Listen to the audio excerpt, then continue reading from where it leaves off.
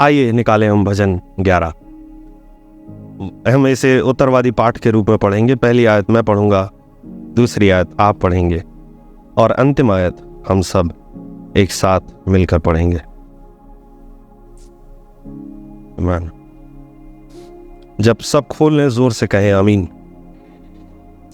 आइए हम इसे पढ़ें। मेरा भरोसा परमेश्वर पर है, तुम कैसे मेरे प्राण से कह सकते हो पक्षी के समान अपने पहाड़ पर उड़ जा। क्योंकि देखो, दुष्ट अपने धनुष चढ़ाते हैं और अपने तीर धनुषी की डोरी पर रखते हैं कि सीधे मन वालों पर अंधियारे में तीर चलाएं। यदि नींवें ढा दी जाएं तो धर्मी क्या कर सकता है? परमेश्वर अपने पवित्र भवन में है, परमेश्वर का सिंहासन स्वर्ग में है। उसकी आंखें मनुष्य की संतान को नित देखती रहती हैं और उसकी पलकें उनको जांचती हैं।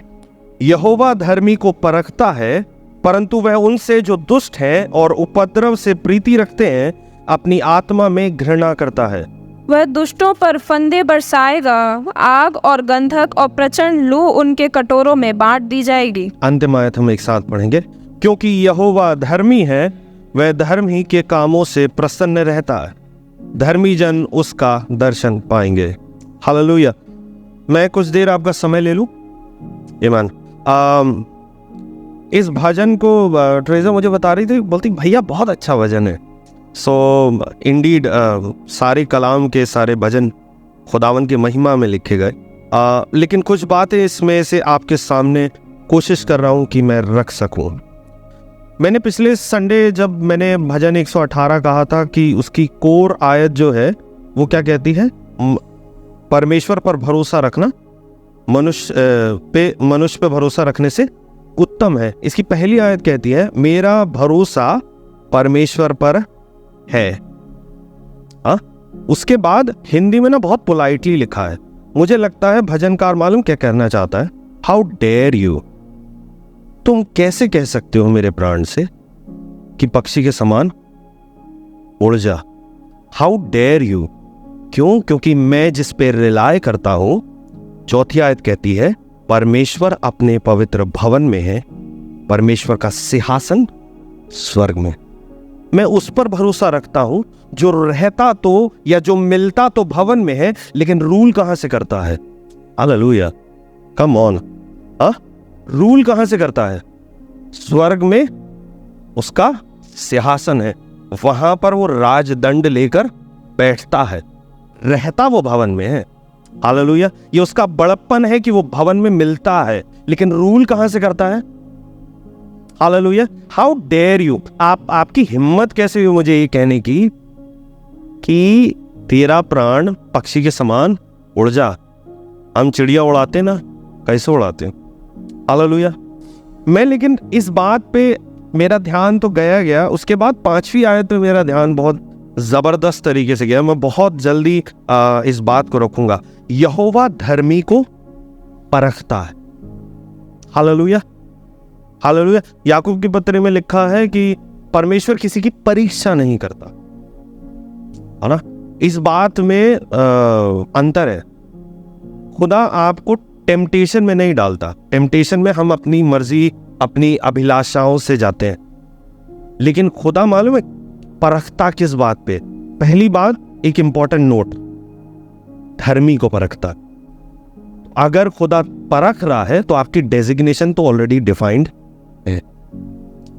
आप समझे मैं क्या बोला, है ना। दूसरी बात, परखता है। खुदा जिसे परखता है ना, वो इसलिए नहीं परखता कि आप गिर जाओ, आप बहक जाओ, आप बिगड़ जाओ। इसलिए परखता है कि आप अपनी लिमिटेशंस, आपकी लिमिट्स चैलेंज करो। आप नहीं समझे। शिमशोन याद है? शिमशोन के पास हम जानते हैं ना बहुत ताकत थी, लेकिन आपको पता है, मुझे लगता है वो दिखता ना बॉडी बिल्डर जैसे नहीं होगा। वो मुझे लगता है अनुज के जैसे दिखता होगा, या हैप्पी के जैसे, है ना, या फिर योगेश भाई हमारे, है ना, कि पंखा तेज चल जाए, हम मजाक में कहते हैं ना, ऐसा होगा। मालूम है क्यों? अगर ऐसा नहीं होता तो फलिस्ती कभी ये जानना नहीं चाहते थे कि उसकी ताकत का स्रोत क्या है। वो इतना सस्पेंसफुल था। और मालूम है खुदा उसे परखता कहाँ है, उसकी उसकी उसकी ताकत के पे यकीन कब आता है? जब उसके सामने शेर आता है। उसके पहले तक उसे भी नहीं पता था कि उसमें ताकत क्या है, और खुदा से दुआ करता है कि मुझे बचा ले, लेकिन खुदा बताना चाहता है कि तू बकरी के बच्चे जैसे उसे फाड़ सकता है। हालेलुया। यहोवा धर्मी को परखता है, इसलिए परखता है कि आप अपनी ताकत पहचाने, जिस पर आपने भरोसा रखा है उस पर यकीन करना सीखे। कम ऑन, आपके पास अगर परख है, खुदा आपके टेस्ट और ट्रायल्स ले रहा है, तो यकीन मानिए कि आपकी लिमिटेशंस पुश हो रही हैं।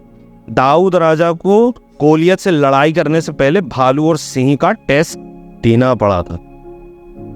अगर आपके पास आज कोई टेस्ट है, यकीन मानिए कोई बड़ी विक्ट्री है आगे जो आपके बाइसेप्स बनवा रही है, कोई आपका एंड्योरेंस क्रिएट कर रही है। खुदा का शुक्र अदा करें, क्योंकि पहली आयत कहती है यहोवा पर भरोसा, मेरा भरोसा यहोवा पर है।